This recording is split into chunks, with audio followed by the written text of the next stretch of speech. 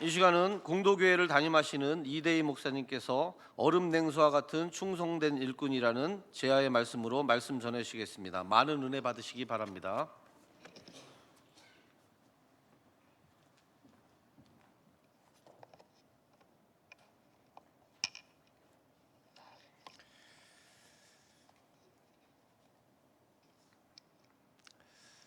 반갑습니다.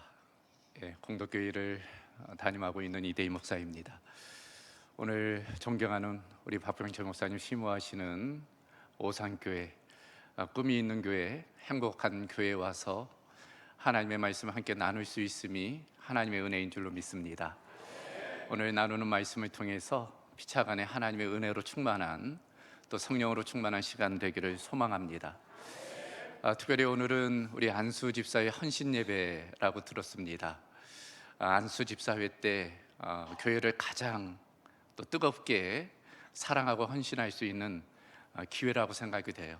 그래서 오늘 말씀을 통해서 우리 모든 안수 집사님들이 오늘 말씀의 제목처럼 얼음 냉수와 같이 주님께 충성된, 또 교회에 충성된 일꾼 되기를 주님의 이름으로 소망합니다. 여름 영성의 계절이 시작이 되었네요. 6월부터 본격적인 여름입니다. 오늘도 날씨가 대단했어요. 27도였는데 다음 주, 아니 이번 주 더 더워지리라 예상해 볼 수 있습니다. 갈수록 지구 기온이 올라가고 있어요. 올해는 얼마나 더울까, 그런 염려가 있습니다. 이런 날씨에 실외에서 활동한다는 것 여간 어려운 일이 아닙니다. 저도 몇 번 실외에서의 어려움을 경험한 바가 있는데, 어쩔 수 없이 남자들은 이제 군대지요. 신병교육대 훈련, 또 유격에서의 훈련, 무더운 여름에 참 훈련 받는다는 것 참 쉽지가 않아요. 그래도 견딜 수 있는 것은 수통에 있는 물 한 모금 마시면 갈증이 사라지고 또 힘을 내어 남은 훈련을 받을 수 있었던 그런 기억이 있습니다. 또 한 번 제가 실외 활동 중에 어려움을 겪은 것은 요 몇 년 전이에요. 저희 처가는 농사를 합니다. 김제에서 농사를 하는데, 아시다시피 김제는 우리나라에서 유일하게 볼 수 있는 지평선이 있어요. 주변에 나무 한 그루 없는 평야지대입니다. 근데 저희 장모님이 허리 골절상을 입으셨어요. 그래서 모내기철이었는데 어쩔 수 없이 이 사위들이 돌아가면서 모내기를 돕게 되었습니다. 5월 말경이었는데 참 그 해에는 참 무더운 해였어요. 5월 말이었는데 30도가 훌쩍 넘는 날씨였습니다. 새벽 5시부터 오후 5시까지 장인어른 모내기 돕다가 죽는 줄 알았습니다. 그래도 견딜 수 있었던 것은 얼음 냉수 한 사발 마시면 힘이 났던 그런 기억이 있습니다. 오늘 말씀 충성된 일꾼에 관한 내용인데, 오늘 말씀에 충성된 일꾼은 마치 추수하는 날의 얼음 냉수와 같다라고 되어져 있습니다. 주인의 마음을 시원케 한다라는 거죠. 여기서 시원케 한다는 의미는 주인의 마음을 기쁘게 한다, 흡족해 한다, 그런 의미일 것입니다. 우리도 우리 주님께 그런 충성된 일꾼이 되면 얼마나 좋을까, 제가 이 말씀을 묵상하면서 그런 생각을 해보게 되었습니다. 그래서 오늘 말씀을 통해서 이곳에 모인 모든 우리 성도들이, 특별히 우리 안수집사회 회원 모두가 그런 얼음 냉수와 같은 충성된 일꾼 되기를 소망하는 것입니다. 특별히 오늘은 얼음 냉수, 즉 물이라는 이미지, 그 메타포를 통해서 몇 가지 말씀을 함께 살펴보도록 하겠습니다. 그 첫 번째는 얼음 냉수와 같은 충성된 일꾼은 생명을 살리는 사람이라는 것입니다. 한번 따라해 보겠습니까? 생명을 살리는 사람입니다. 그래요, 물은 생명이다 라는 말이 있듯이 물은 생명에 있어서 매우 중요한 것입니다. 실제로 우리 지구의 4분의 3이 물로 덮여 있다고 하지요. 그래서 우주에서 보면 지구가 푸른 이유가 물 때문이라고 합니다.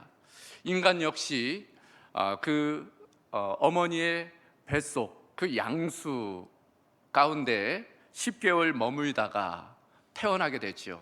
그러니까 물 속에서 10개월을 자랐던 것입니다.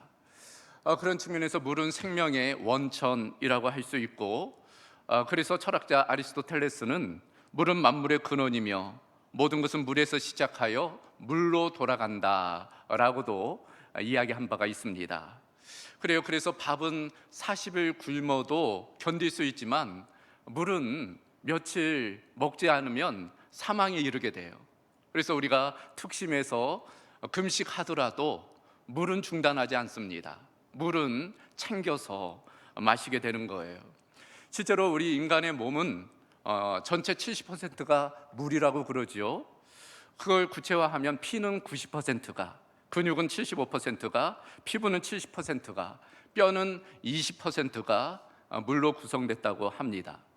이와 같은 물이 우리에게 영양분을 공급해줘요. 또 우리의 체온을 유지하게 합니다. 또 세포에 산소를 공급하고 피부를 탄력 있게 유지하게 하는 것입니다. 또한 우리의 몸에 어떤 독성 물질을 제거함에 있어서도 이 물이 참으로 중요합니다. 그러므로 물이 부족하면 어떻게 될까요? 1%만 부족해도 갈증을 느낀다고 그래요.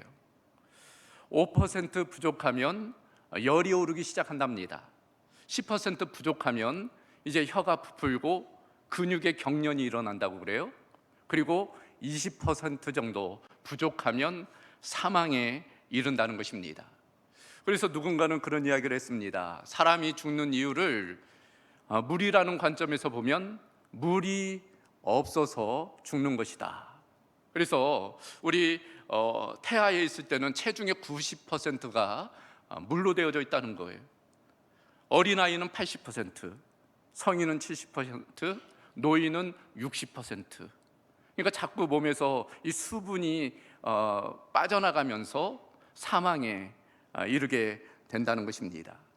그래서 이 물이 중요해요. 물을 우리가 자주 마셔야 됩니다. 적당량의 물을 우리가 자주 마셔주는 것 건강에 이롭습니다. 더불어서 이왕이면 좋은 물을 마셔야 돼요. 그래서 물에 있어서는 물의 양과 물의 질이 중요합니다. 이처럼 우리 육신에 있어서 물이 반드시 필요하듯 우리 영혼에 있어서도 이 물이 필요합니다. 자, 그렇다면 우리 영혼에 있어서의 물이 무엇일까요? 바로 예수 그리스도이시죠. 예수 그리스도가 생명의 물이 되신다. 성령 우리에게 말씀해 주고 있기 때문입니다. 이사야 55장 1절 메시아 예언입니다. 메시아가 와서 이루실 일에 대해서 이사야 선지자는 이렇게 예언했습니다. 오호라, 너희 모든 목마른 자들아 물로 나오라. 돈 없는 자도 오라. 너희는 와서 사 먹되 돈 없이 값없이 와서 포도주와 젖을 사라.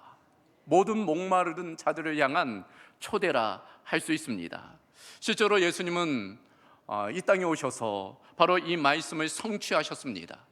요한복음 7장 37절 이하의 말씀을 보면 명절 끝날 곧 큰 날에 예수께서 서서 외쳐 이렇게 말씀하셨다 기록되어져 있습니다. 누구든지 목마르거든 내게로 와서 마시라. 나를 믿는 자는 성령의 이름과 같이 그 배에서 생수의 강이 흘러나오리라. 그 배에서 생수의 강이 바로 예수님을 통해서 흘러나오게 된다 말씀하고 있습니다. 요한복음 21장 6절에도 나는 알파와 오메가요 처음과 마중이라. 내가 생명수 샘물을 목마른 자에게 값없이 주리라 말씀하고 있는 것입니다. 실제로 예수님께서는 목마른 여인, 수가성 그 사마리아 여인에게 이렇게 말씀하세요. 내가 주는 물을 마시는 자는 영원히 목마르지 아니하리니 내가 주는 물은 그 속에서 영생하도록 솟아나는 샘물이 되리라. 우리 모두는 바로 그 생명수 되시는 예수님을 영접한 사람들인 줄로 믿습니다. 그런 측면에서 얼음 냉수와 같은 충성된 일꾼은 생명수 되시는 예수님을 영접한 사람들이. 그 예수님의 생명을 마음 가운데 담은 사람이라 할 수 있습니다.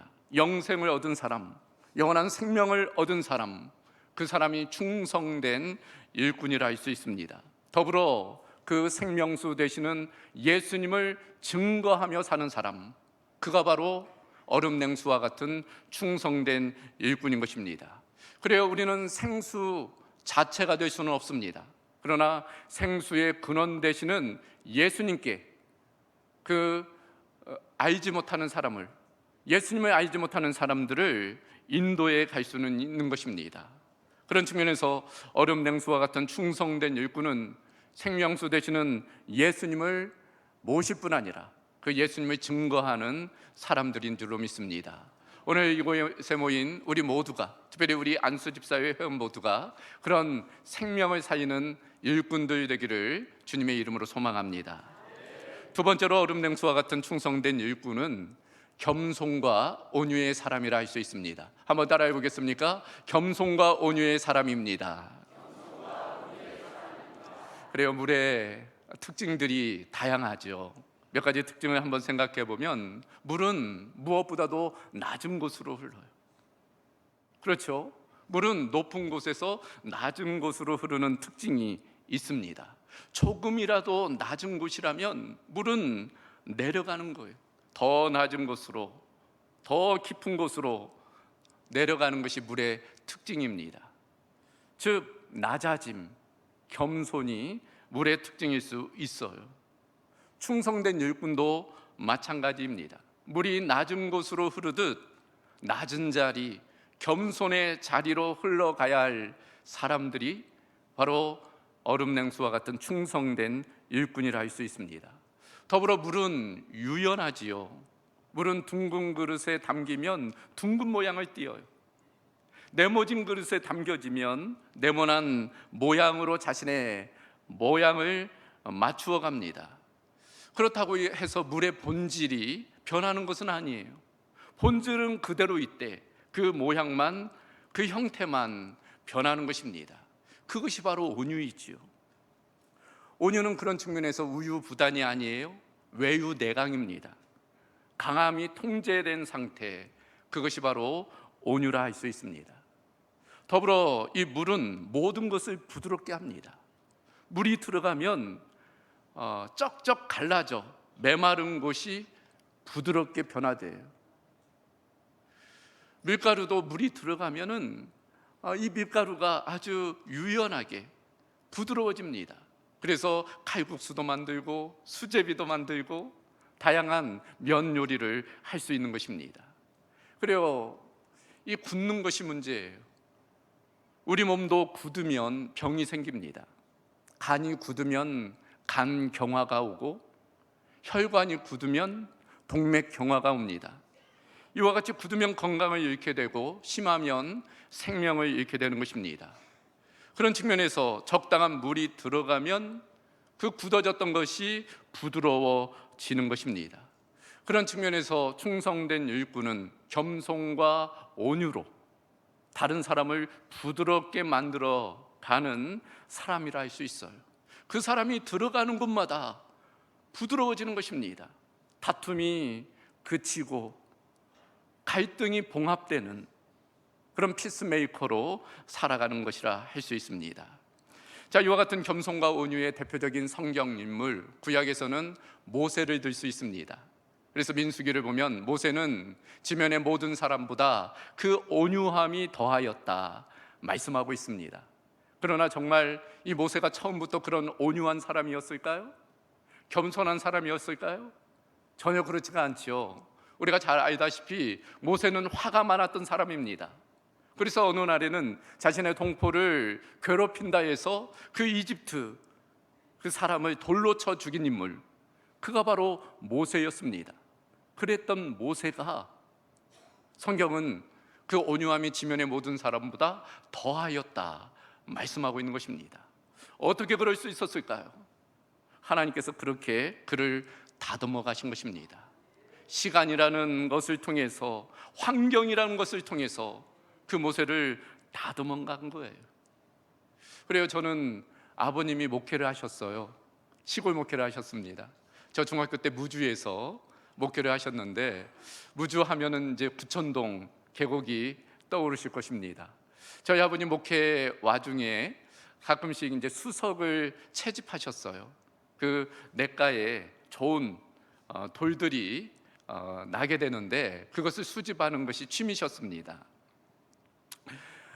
그런데 저희 아버님을 따라 종종 저도 그 수석을 수집하는데 따라간 적이 있어요.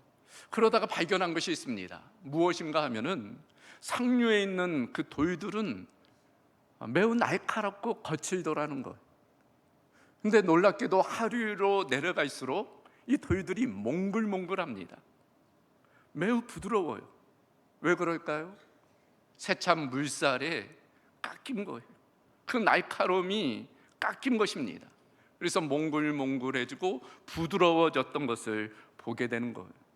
우리도 마찬가지입니다. 하나님께서 우리를 다루어 가시는 거죠. 우리를 만져 가시는 것입니다. 그래서 우리를 모세처럼 온유하게 하나님께서 변화시켜 주시는 것입니다. 신약에도 그런 인물이 있어요. 바로 사도 요한입니다. 우리에게는 사랑의 사도로 알려진 그 사도 요한. 그러나 여러분 알고 있습니까? 이 사랑의 사도라 불렸던 이 요한의 원래 별명은 보아너게였다는 것. 보아너게가 무슨 뜻일까요? 우레의 아들들입니다.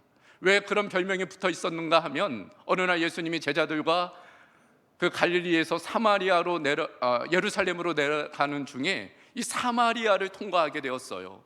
그랬더니 사마리아 사람들이 예수님과 그 일행을 못 지나가게 한 거예요. 그때 요한이 어떻게 합니까? 주님, 우리가 불을 내려 저들을 진멸하리까, 그렇게 이야기했어요.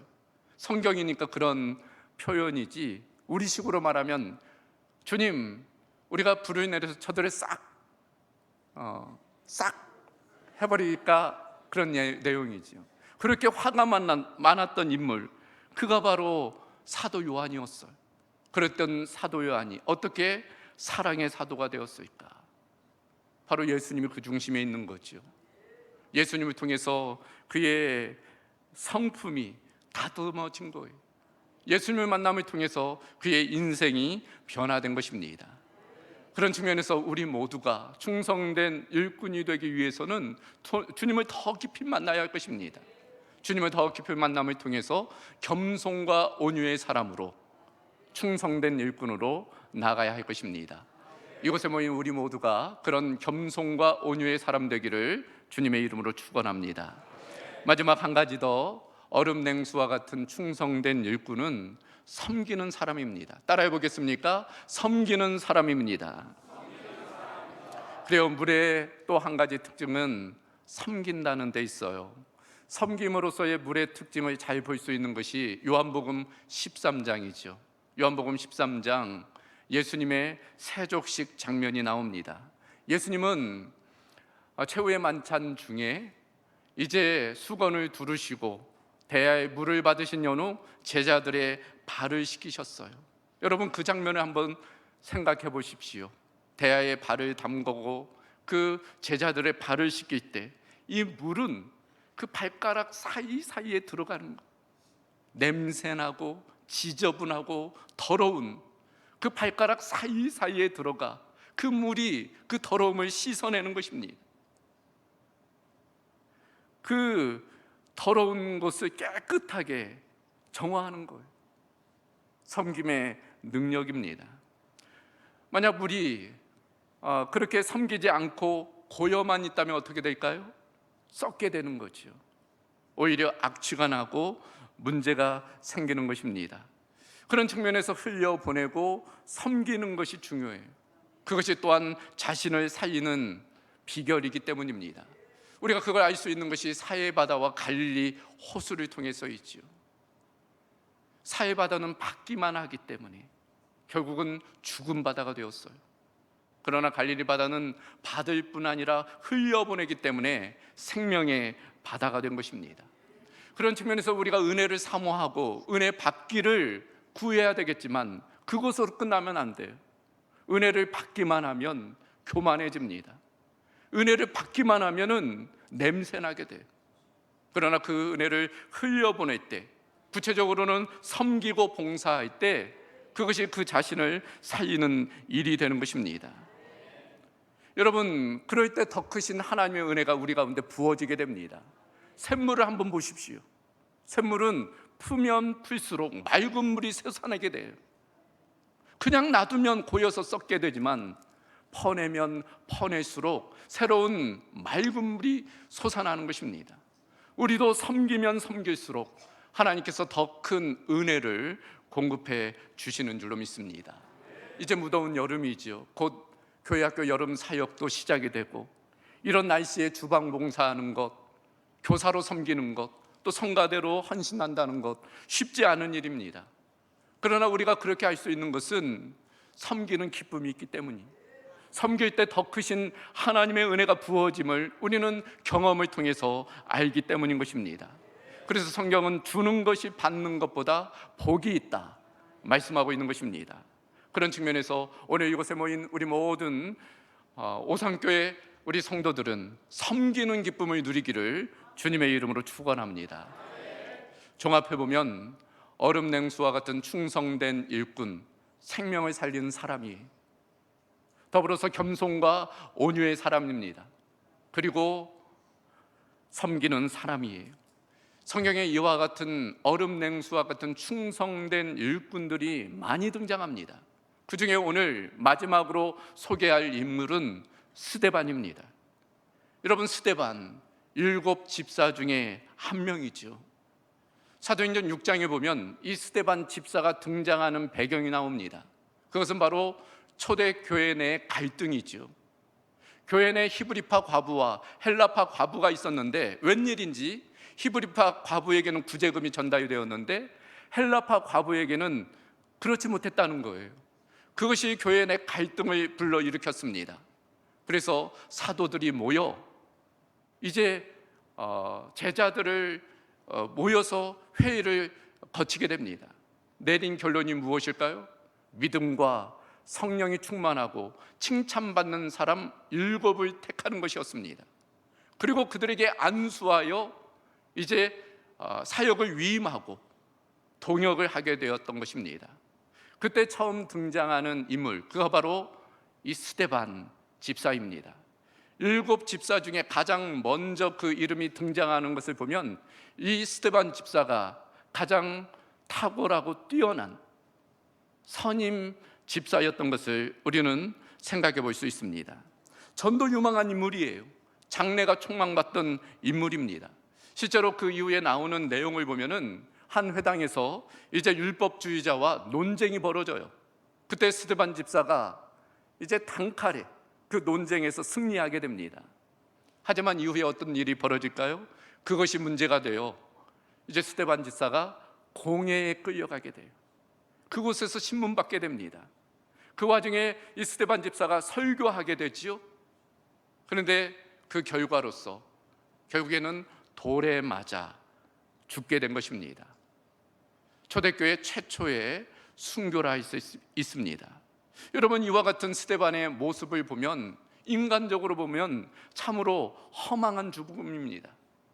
모두가 기대했던, 촉망받던 그 인물이 한순간 돌에 맞아 죽었다는 것, 인간적으로 보면 너무나 허망한 죽음입니다. 특별히 그 이전에 나오는 베드로의 모습과 비교해 보면 더욱 그렇습니다. 여러분, 사도행전 3장부터 이 베드로의 모습이 나오는데, 베드로가 오순절 성령 강림 연후 설교할 때 어떤 일이 일어날까요? 3,000명이 회개하고 세례받는 일이 일어나요. 한 번은 5,000명이 회개하는 일이 일어납니다.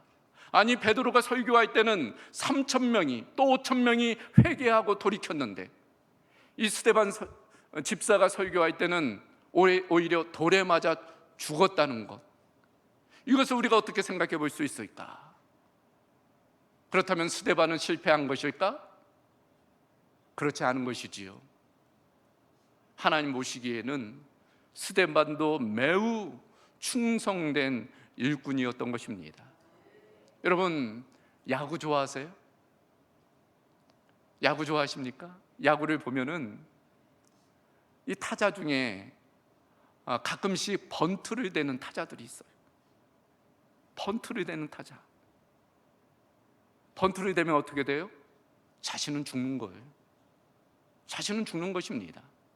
그러나 1루에 있던 주자는 2루에 진루하는 거예요. 결국에는 감독이 원하는 그 작전이 수행되고 결국에는 경기에서 승리하게 되는 것입니다. 감독 입장에 홈런 타자만 귀한 게 아니에요. 희생 번트를 대는 그 타자도 매우 귀한 것입니다. 그래서 사도행전 7장을 보면 어때요? 스데반이 순교할 때 예수님께서 보좌를 박차고 일어나셔서 그 스데반을 바라보시는 장면이 나와요. 마치 감독이 희생 번트 대고 자신은 죽고 진루시킨 그 타자가 돌아올 때 감독이 박수치며 맞아주듯이 주님께서 그 스데반의 순교를 기쁘게 받으시는 장면이라 할 수 있습니다. 여러분, 그와 같은 충성됨이 필요해요. 남이 알아주든 알아주지 않든, 남이 보든 보지 않든, 때로는 나 자신을 죽여가면서까지 하나님이 원하신다면 그 어떤 것이라도 최선을 다해 자신의 생명까지도 내어놓을 수 있는 그런 충성됨으로 나가야 되는 것입니다. 스데반이 어떻게 그럴 수 있었을까요? 사실은 스데반도 그런 섬김을 받았기 때문입니다. 그런 사랑을 받았기 때문입니다. 바로 예수님의 섬김과 사랑이죠. 여러분, 예수님은 하나님의 자리를 버리셨잖아요. 하늘 보좌를 버리셨어요. 그리고 이 땅에 오셨습니다. 모든 전능함을 버리시고 인간이 되어주셨어요. 자신의 권위와 체면, 명예와 권세를 다 버리셨습니다. 왕 중의 왕이신 그분께서 천한 인간의 모습으로 이 땅에 오시고 끝내는 십자가에 못 박혀 모든 것을 희생하셨어요. 우리를 향한 사랑 때문이지요. 우리를 섬기기 위함이었습니다. 스데반은 그 사랑과 그 섬김을 알았던 거예요. 그것이 너무나 감사하고 너무나 기뻐서 자신도 그 사랑에 보답했던 것입니다. 우리도 그런 사랑을 받은 자로서 마땅히 그런 사랑을 우리 주님께 보여야 될 줄로 믿습니다. 충성된 일꾼으로 오늘 말씀처럼 생명을 살리고 또 겸손과 온유로 다른 사람을 섬기는, 주님을 섬기는, 교회를 섬기는 일꾼이 되어야 할 줄로 믿습니다. 오늘 이곳에 모인 우리 모두가, 특별히 우리 안수집사회 회원 모두가 그런 얼음 냉수와 같은 충성된 일꾼 될 수 있기를 주님의 이름으로 소망합니다. 감사하신 아버지 하나님, 오늘 얼음 냉수와 같은 충성된 일꾼이 어떠한 사람인지 말씀을 통해 함께 나누게 하심을 감사합니다. 우리 오산교회, 특별히 우리 안수집사회 모든 회원들이 이런 충성된 일꾼, 주님을 기쁘시게 하는 얼음 냉수와 같은 일꾼 될 수 있도록 인도하여 주시옵소서. 모든 것 주께 의탁하오며 우리 주 예수 그리스도의 이름으로 기도하옵나이다. 아멘.